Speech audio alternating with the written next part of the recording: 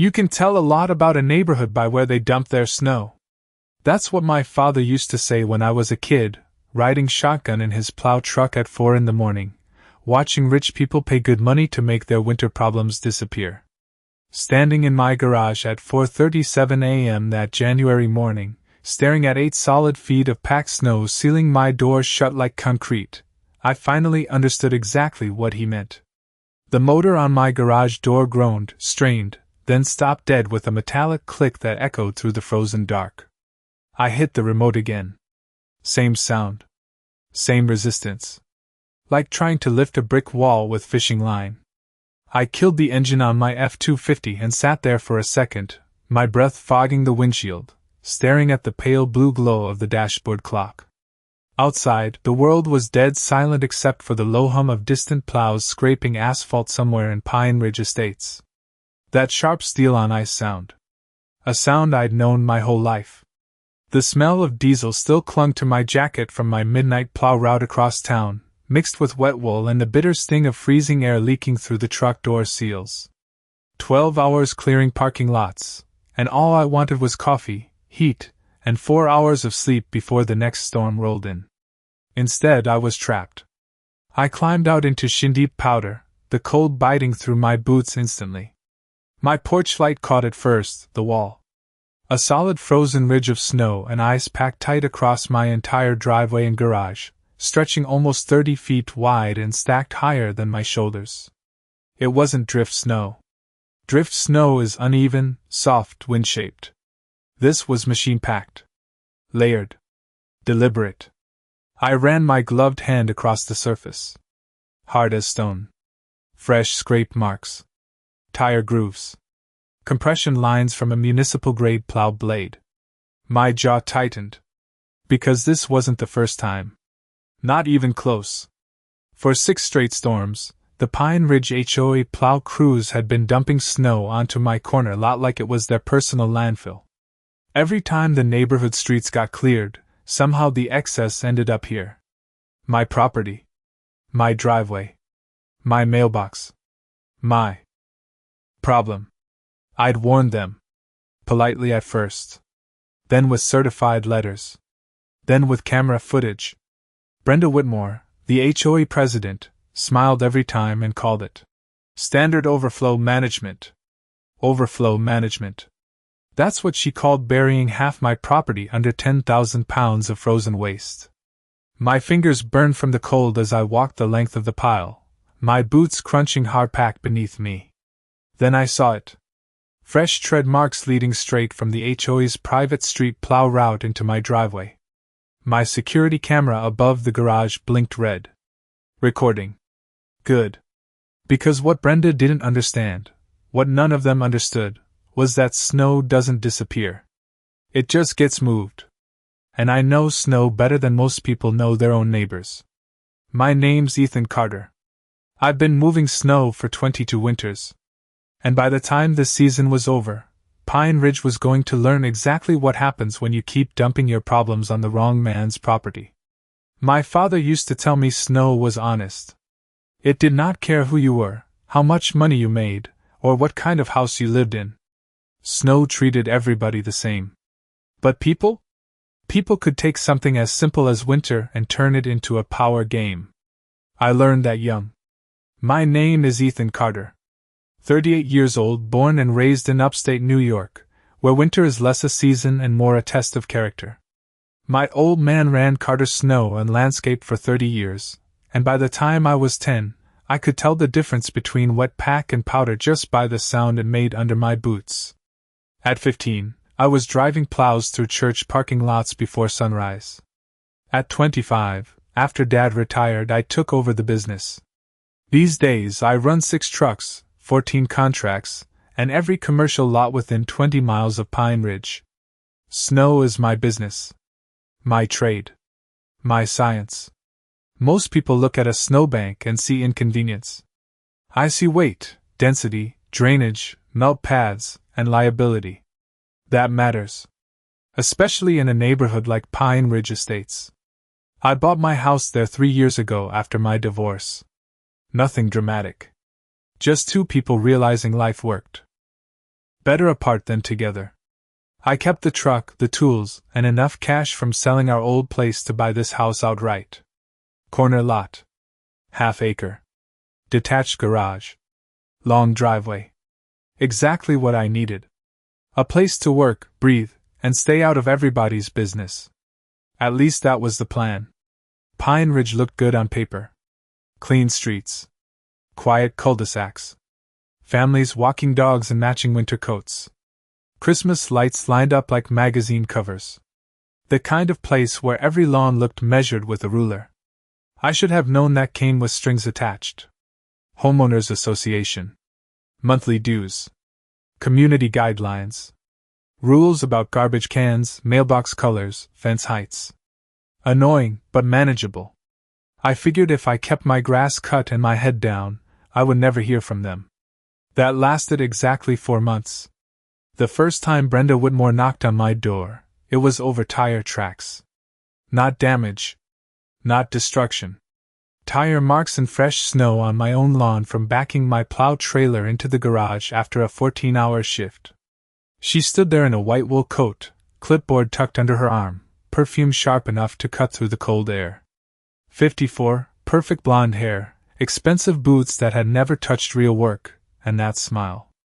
The kind that looked polite until you heard the words behind it. "Community presentation matters, Ethan," she said, like she was explaining gravity to a child. I remember looking past her shoulder at her perfectly shoveled walkway and thinking something felt off. Not normal neighborhood concern. Ownership. Like she believed every inch of Pine Ridge belonged to her. Brenda had been HOA president for 6 years. Real estate broker.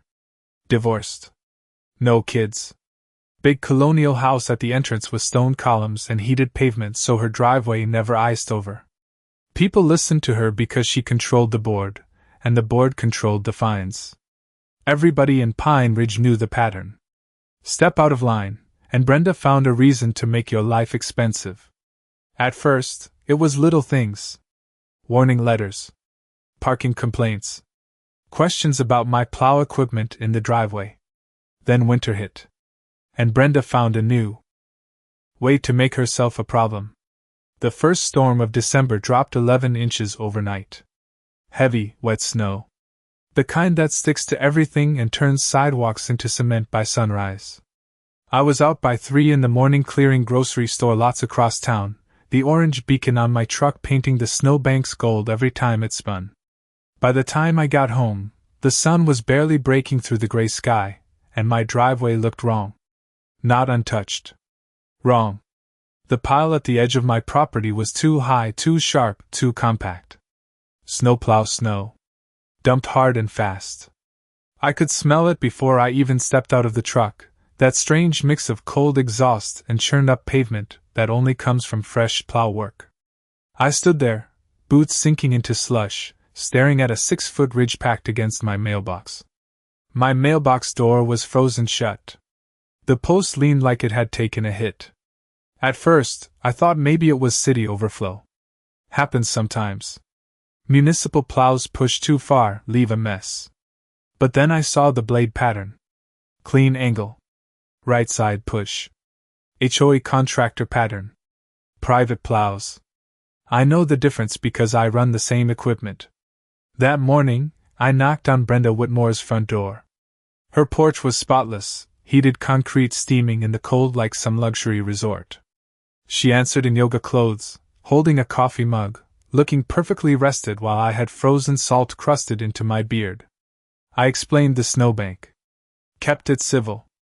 Told her her contractor crossed the property line. She smiled into her coffee like I had complimented her landscaping. "It is winter, Ethan," she said. "Snow goes where snow goes." That was her answer. Like gravity had personally chosen my property. 2 weeks later, another storm. 9 inches. Same thing. Bigger pile. This time the ridge blocked half my garage access. My plow attachment scraped against packed ice just trying to get inside. I called the HOA management company. Left messages. Sent pictures. Nothing. By Storm 3, it became a pattern. Every snowfall, The Pine Ridge plow crews cleared the private neighborhood roads and angled all excess snow toward my corner lot because it was the easiest dump zone. My lot sat at the edge of the main entrance curve, open and wide. Convenient. Lazy. Illegal. I watched it happen once from my kitchen window at 5:30 in the morning. Yellow plow lights cutting through the dark. Steel scraping pavement. The low diesel growl vibrating through the walls. Then the blade turned. Straight into my yard. Snow rolled off in thick heavy waves like ocean surf, burying my driveway entrance in minutes.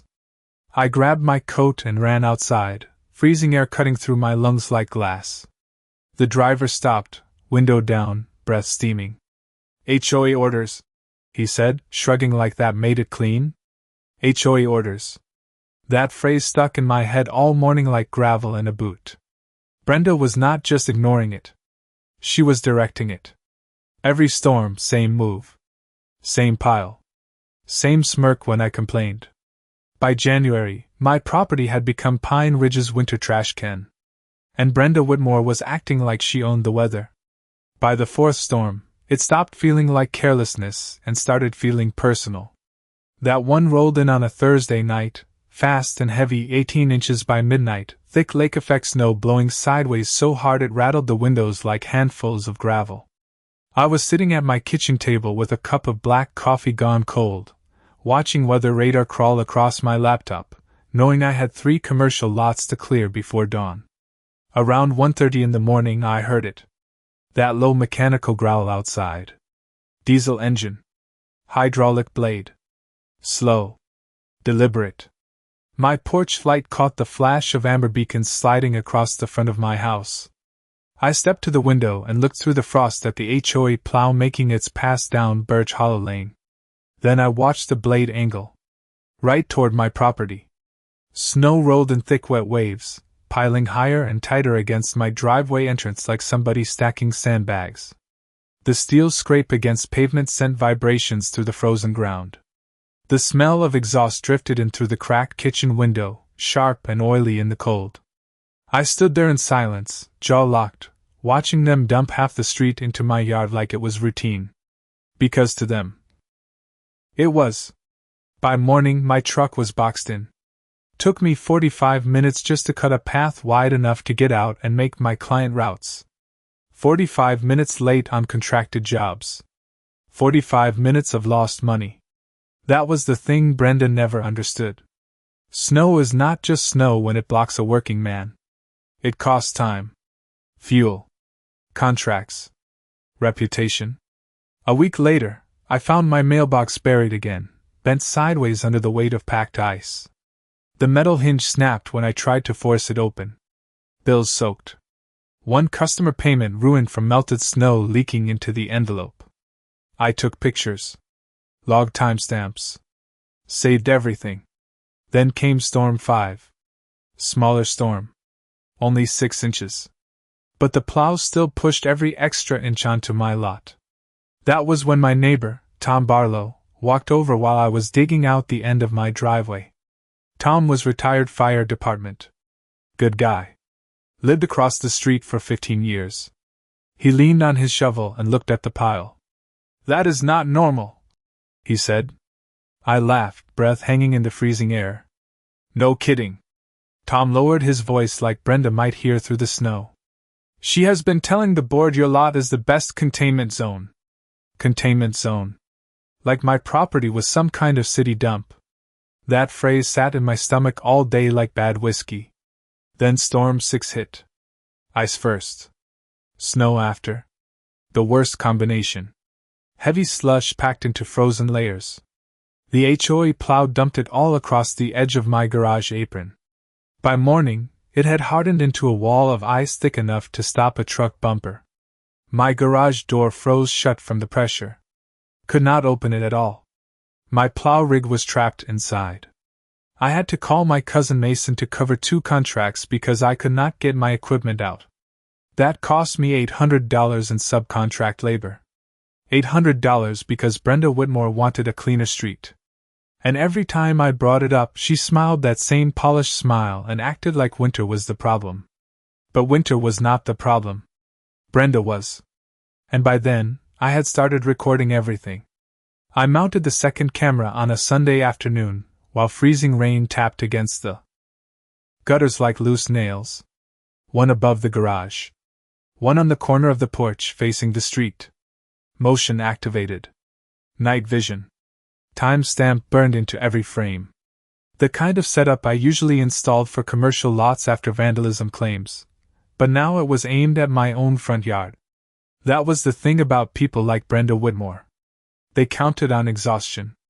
Counted on you being too busy, too tired, too distracted to fight back. But snow work teaches patience. Storms come in patterns. So do people. By then, I had a legal pad sitting on my kitchen counter with every storm logged down to the inch. Date. Snowfall total. Time the HOA plow came through. Estimated cubic yards dumped on my property. Damage. Delay. Cost. Most people would think that sounds obsessive. In my business, it is called documentation. Monday morning brought storm 7. Light powder, maybe 5 inches, dry and easy to move. I came home at 6:15 and found the usual ridge stacked against my driveway, but this time the camera had caught everything. I stood in my garage, cold air spilling in around my boots, watching the footage on my phone. There it was. HOA truck number 12. Driver making a clean pass down Birch Hollow. Then slowing right in front of my lot. Blade turning. Full push. Straight into my property line. Deliberate. Not overflow. Not accidental. Controlled dumping. I replayed it 3 times, the scrape of steel and the rumble of hydraulics crackling through the audio. Clean evidence. I emailed it to the HOA management office before breakfast. No answer. By noon, I drove down to the management office myself. Small brick building near the shopping plaza, smelled like burnt coffee and old printer toner. The property manager, a guy named Leonard Briggs, barely looked up from his computer when I walked in. I showed him the footage. He adjusted his glasses, watched 10 seconds, and gave me that corporate shrug. Operational snow management falls under board discretion. Board discretion. Funny how everybody had polished words for dumping their problems on somebody else. I asked him if board discretion included damaging private property and blocking access to commercial equipment. He just slid my printed complaint into a stack and said they would review it. I knew right then that nothing was going to happen. Because Brenda was not just running the board. She owned the board. That night, Tom Barlow stopped by carrying a 6-pack and stood in my garage while I chipped frozen ice off my plow mount. The smell of metal and cold grease hung heavy in the air. He looked at the camera screens and whistled. "She is burying herself, Ethan." I remember laughing at that. Because he was right, even if either of us knew how yet. Over the next 2 weeks, I stopped arguing. Stopped knocking on Brenda's door. Stopped calling management. Instead, I measured everything. Snow depth with a marked yardstick. Width of each pile. Compression density after freeze-thaw cycles. I even tracked weather reports from the county. Every inch accounted for. Brenda saw me out there one afternoon taking notes beside a snowbank. She slowed her Lexus at the curb, rolled the window down, and smiled like she had already won. "Building a case against winter?" she asked. Her voice was sweet enough to sound harmless. I smiled back. "No," I said. "Just keeping track of what belongs to who." Her smile froze for half a second. Just enough for me to notice. And that was when I realized something important. Brenda thought the city would stay out of it. Thought nobody cared where the snow went once it left the street. But I knew something she did not. In snow work, liability moves with the pile. That night I sat at my kitchen table with wet boots by the heater and my county code book open beside a cold cup of coffee. Outside, sleet tapped against the windows in sharp little bursts, and the porch light reflected off the frozen piles stacked at the edge of my driveway like pale concrete.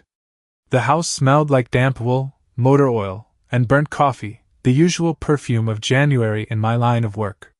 Most people think snow disappears when you push it off the road. It does not. It just changes address. And in my business, where it lands matters. I started digging through county ordinances, then state transportation codes, then municipal property regulations.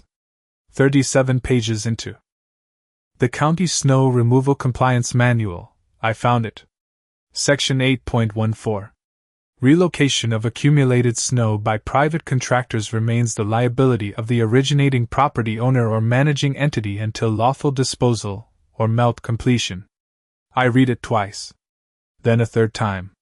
My fingers tightened around the paper. There it was in plain English. If the Pine Ridge Homeowners Association pushed snow off their private streets and onto my property, that snow was still legally their material. Their liability. Their responsibility. Which meant something else. If I moved that material and kept it on my property line, I was not stealing anything. I was relocating their own accumulation. The metallic taste of adrenaline hit the back of my throat. It was the kind of clause nobody reads because nobody thinks snow can become evidence. But snow is weight. Massachusetts property. Liability. I called my attorney the next morning. Greg Sullivan. Old friend. Handles my business contracts and liability disputes. The kind of lawyer who smells like cedar and legal pads. I sent him the code section and all 7 storm logs. By lunch, he called me back. Ethan, he said, slow and careful. This is ugly for them.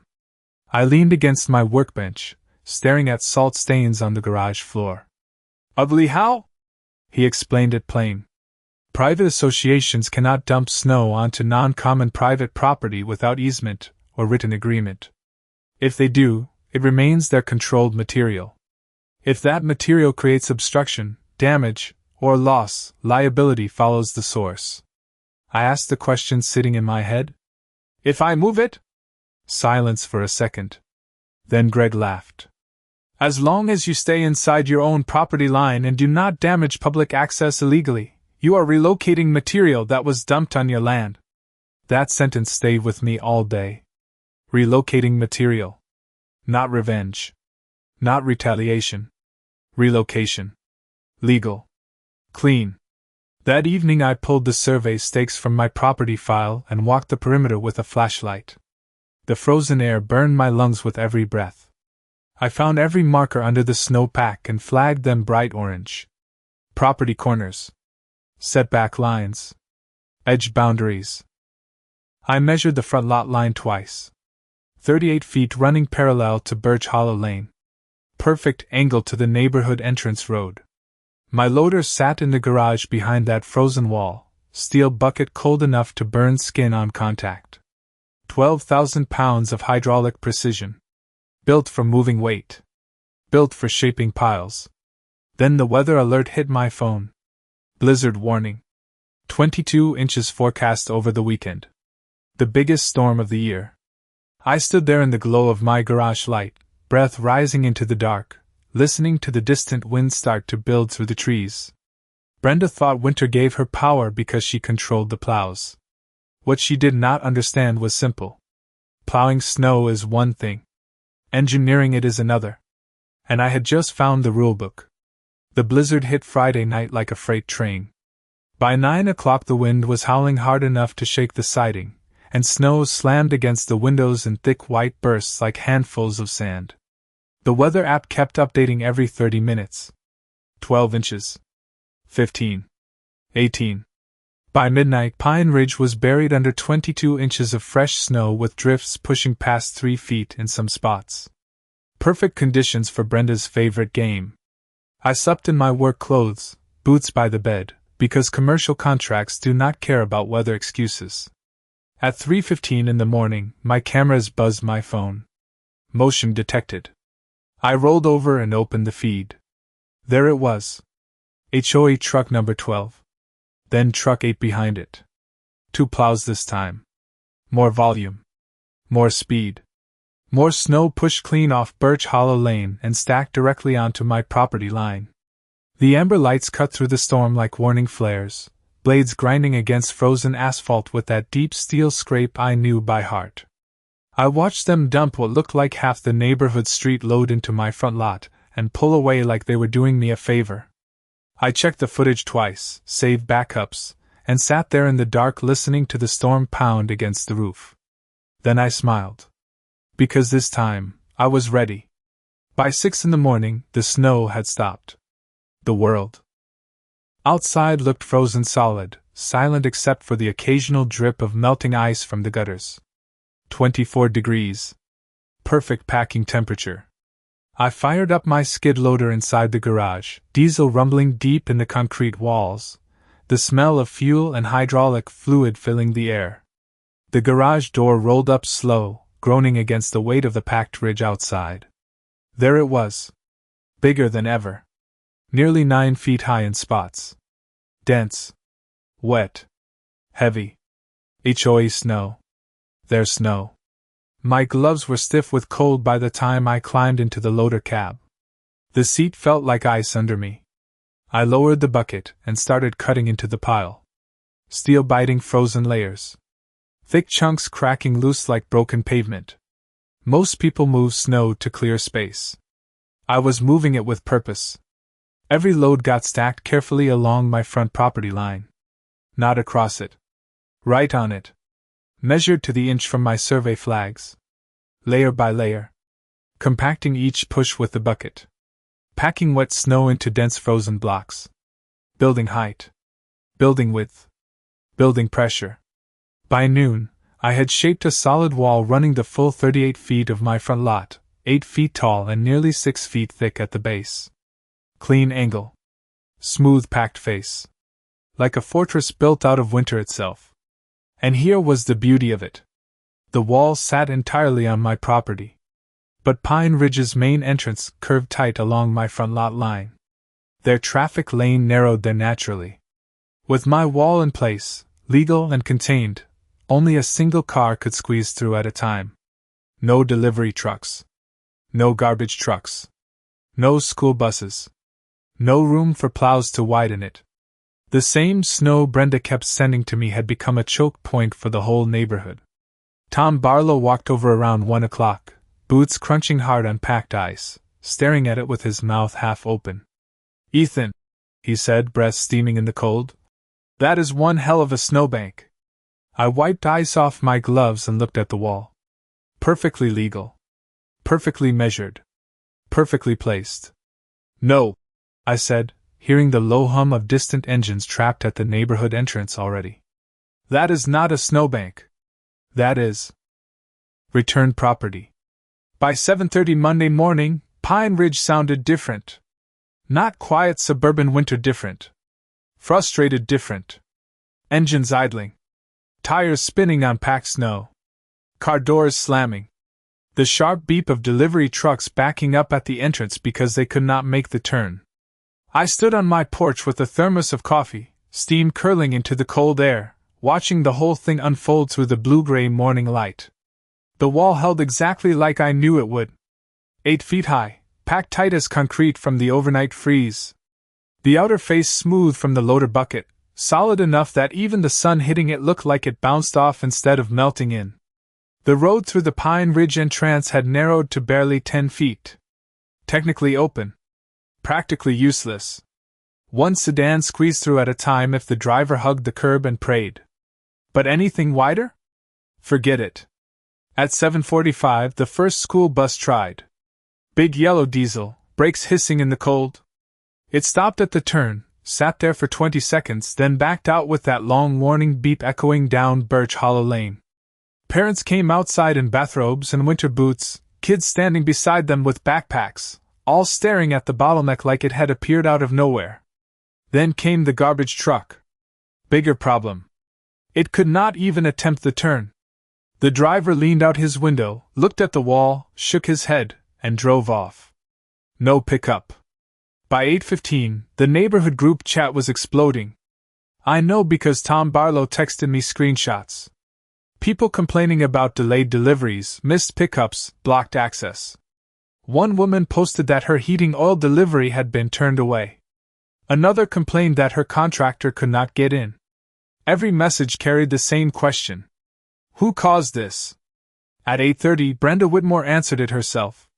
Her white Lexus came flying around the bend and stopped hard in front of my driveway, tires crunching on packed ice. She climbed out in a camel coat and leather boots, face red from the cold or anger, maybe both. She marched across the snow toward my porch, her heels sinking with every step. "What is this?" she snapped, waving both hands at the wall like I had built the Rocky Mountains overnight. I took a slow sip of coffee. The bitter heat felt good against the frozen air. "That," I said, "is your snow." Her mouth tightened. "Move it." I set the thermos down. "It is on my property." Her voice sharpened like breaking ice. "It is blocking community access." I nodded. "Funny. So was your snow when it blocked my garage."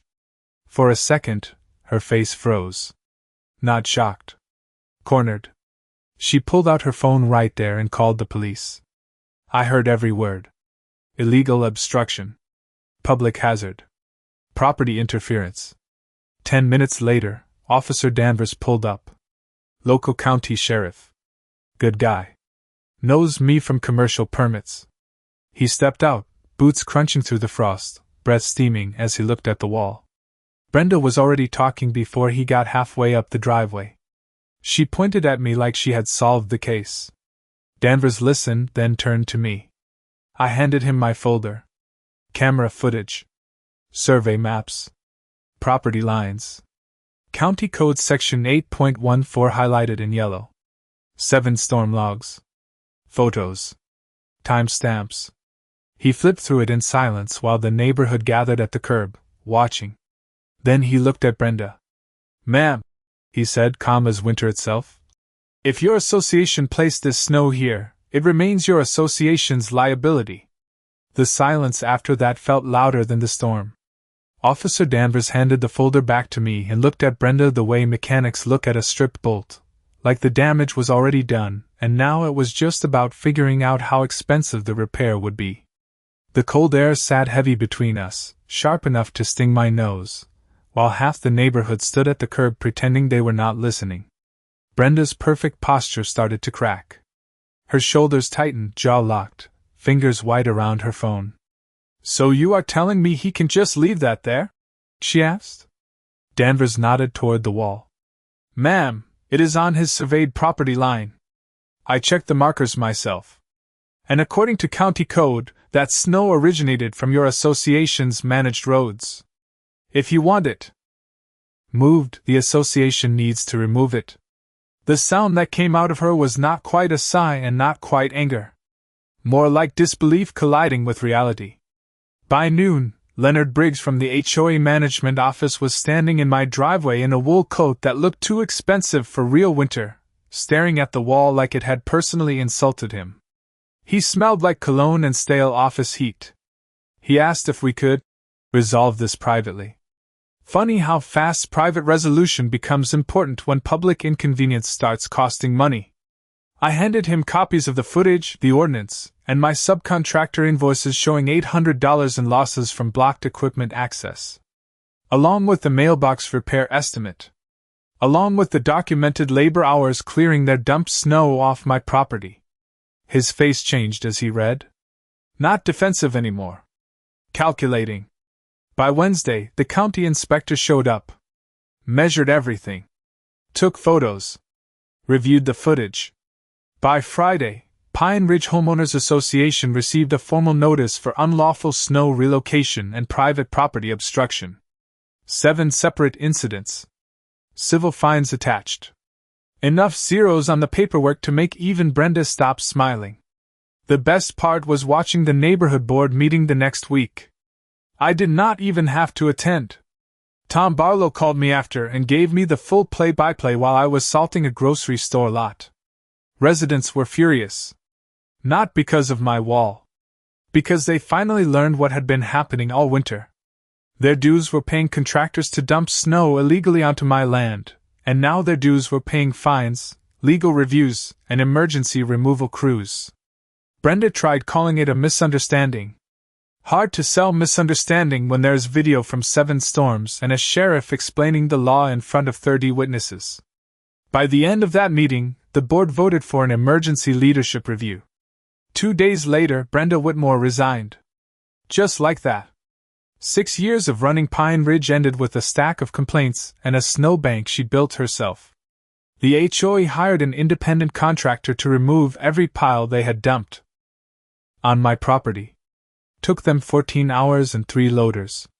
Cost them more than all my lost work combined.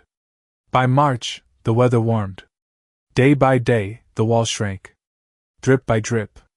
Meltwater running down the curb in little silver streams, carrying winter away like it always does. One afternoon, I stood in my driveway, coffee in hand, watching the last of it collapse into slush under the spring sun. Quiet neighborhood again. No plows. No complaints. Just birds in the trees and wet pavement steaming in the light. Tom walked over, hands in his jacket pockets, looked at the melting pile, and laughed. Guess winter finally gave up. I smiled and looked at the empty stretch of road where that wall had stood. Winter did not give up. It just returned to where it came from. Funny thing about snow. People think it disappears when they push it away. Truth is, it waits. And if you pile enough of it on the wrong person, one day it comes back all at once.